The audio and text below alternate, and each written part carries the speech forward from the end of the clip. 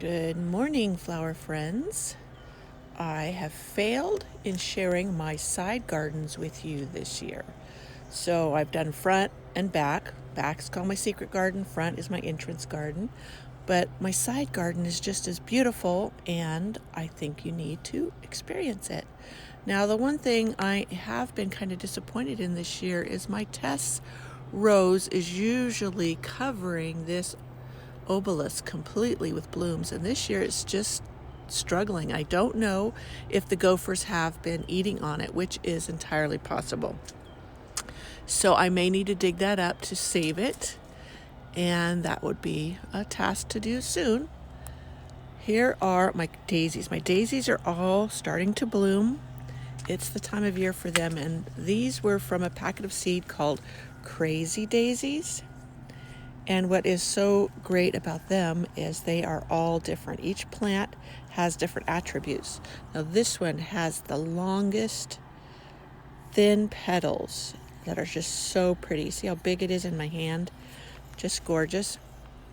Down there is some volunteers. That is rose campion and feverfew they look gorgeous together, just blooming at will alongside the road. Over there was a couple of volunteer foxgloves they were really pretty. They were real pretty white. Now down here, right down here, I have planted two of the lilacs, one there and one over there, that I started from suckers. I have a whole video on that, how I dig up suckers and get them started. One of these is Sensational, which is a bicolor, and the other one is a real pretty lavender, or it might be the dark purple. I think it is the dark purple, but I also have a lavender one I have to get planted, but I think they'll be beautiful here between the road and my studio is here to my left. I'll pan over. Down here's more feverfew. This down here is red campion. Now that started very early in the spring and just bloomed beautifully.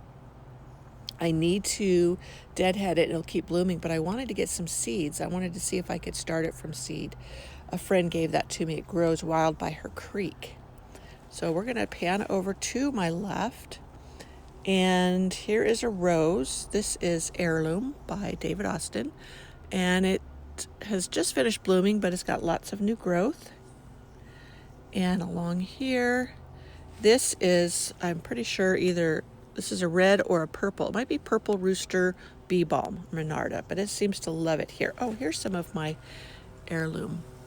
They're blooming, the buds. I need to tie these back up against the studio so they don't get whacked off.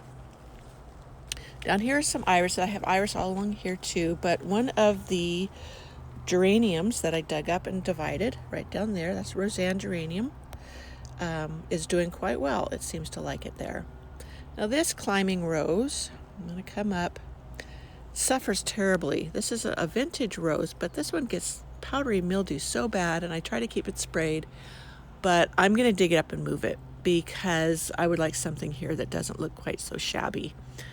And right at the corner of my studio around here is more of the volunteers. This is what's nice about plants that reseed themselves, is they just fill in where I don't want to have to work. So it just produces a nice show of flowers. I will deadhead the rose campion and the feverfew, and they will keep blooming. And here is another of the daisies. See how much shorter these petals are? Let me get up here. Than the other one. They're a little bit shorter.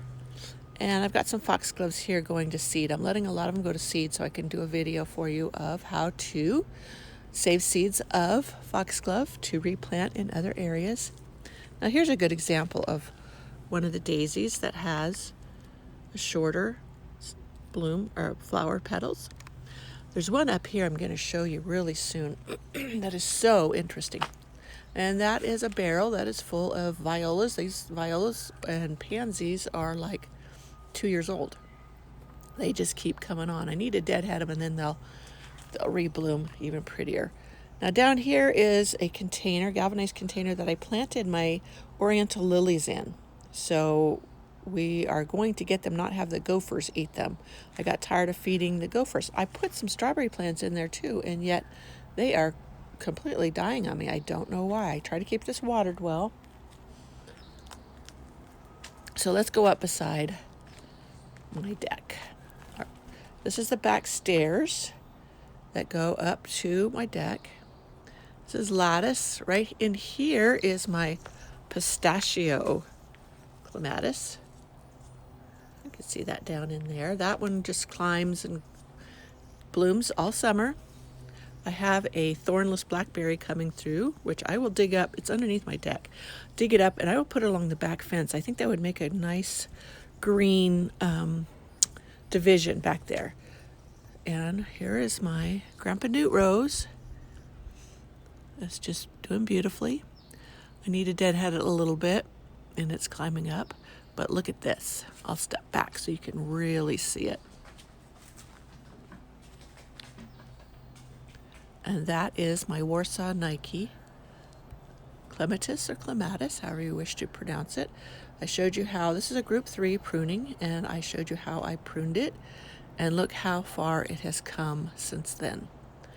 And it would be even taller. It would be up here, but I kept it down because we're supposed to repaint. And I didn't want to have to pull it down once I got it up there. So here is larkspur. I should have done this maybe later. Maybe I will come back out and do a little clip. But this is all California poppies, and when they're open, that's just really pretty. They're coming to the end of their bloom. A lot of them are going to seed. And right along here, I have some sweet peas. I pick them daily. So right there, you see the sweet pea bud. Whoops, sorry, banged my thing. And I keep them picked. And it gets kind of wild in here. Look how tall those daisies are. They come up to my shoulders. But I love all my crazy daisies.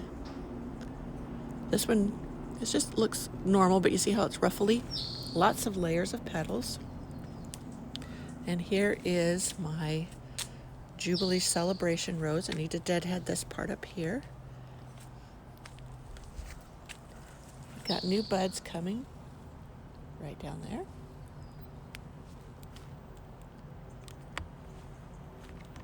And over here is the daisy I wanted to show you. You're just going to think it's the funniest looking thing. But look at those petals. Look at how interesting how they start out real super skinny and then they bulb out. This is my only one like this. But I think it is just fun and funky. I have Delphiniums in there. Look at this nice pretty blue one. It's about to open up. Real pretty dark blue. These are from the seeds I get from Dowdswell Delphiniums in New Zealand. These are a light blue, this one over here. So that one will bloom. Over here they bloom a little bit later than they do in my secret garden because this area gets shaded a little bit in the afternoon. So it's a bit cooler. But more daisies, and down there is my nearly wild rose. I need to move it. It's getting swamped by taller plants, and it's just such a really pretty pink single rose. And this is one of my David Austin Hyde Hall that I had in the back, and it didn't used to be so faded pink. I'm not sure why, but this is one of them I had to dig up to save from the gophers. And the black-eyed Susans are coming along and blooming so pretty. They really bring a bright spot for the rest of the summer. They will bloom. And I have some more Monarda coming right there. You can see the top of it right there. Bee balm. I'll share when it starts to bloom. More daisies. I love how these daisies just fill in my crocosmias. I just love them. Bright, bright red. I'm surprised the gophers haven't eaten them because they are a bulb. And this is my strawberry foxglove. This is the one perennial foxglove I have. And it's real pretty. Everything's real fuzzy, even the flowers. It's blooming towards the sun, so I should walk around and show you that rather than just this. My foxgloves are all fading, and I have my Bosco Bell. I have 3 Bosco Bell David Austin roses, but this is the one that's blooming the best right now. Look at that, gorgeous. I'm going to put these all in a big wine barrel together, so it'll make one big beautiful display. But another one I had to dig up because the gophers were eating it. And another big beautiful daisy.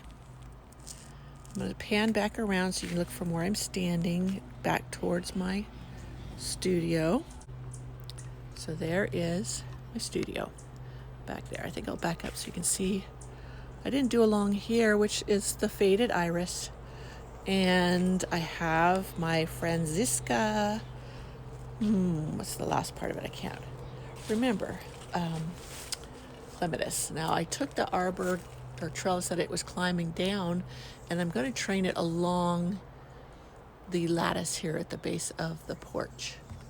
So that's where that's at.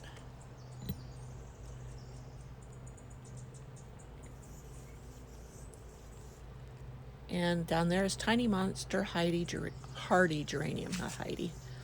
And more roses that are in pots that I need to find spots for with big barrels. Now my Zephyrin drone rose this year just hasn't been producing like it normally does. And I don't know why. It could be, being that it's in the ground, it could still be, it could be being eaten, and I'm just not aware of it yet. So it's still putting out some new growth. Maybe it will catch up, and it could be. We had super cold June, so now July is even kind of cool for July, so we'll see. But we are getting like close to 90-degree days right now. So I just love this petunia. You're gonna love, love, love it. Let me get around to it. Look at that. Isn't that gorgeous? It's all splotchy, like the solar system or something. Anyways, it's just getting going. Like I said, we've had a cool June, and a lot of my things haven't been real thrilled with the cold June that we had. And over here is a raised bed that someone gave me, and I had filled it completely last year. It was heaping with my garden leavings to compost down, and then I added chicken manure over the winter. And then I added some good compost, and look how far it keeps composting down. But I just put a tomato in it, pretty sad looking tomato because it was in its pot way too long. And then I have a squash right there. So we'll see how they do here. If the gophers don't eat them, I do not have mesh under it. Now here's another one of my crazy daisies. That is why I grow them. Look at that, just gorgeous.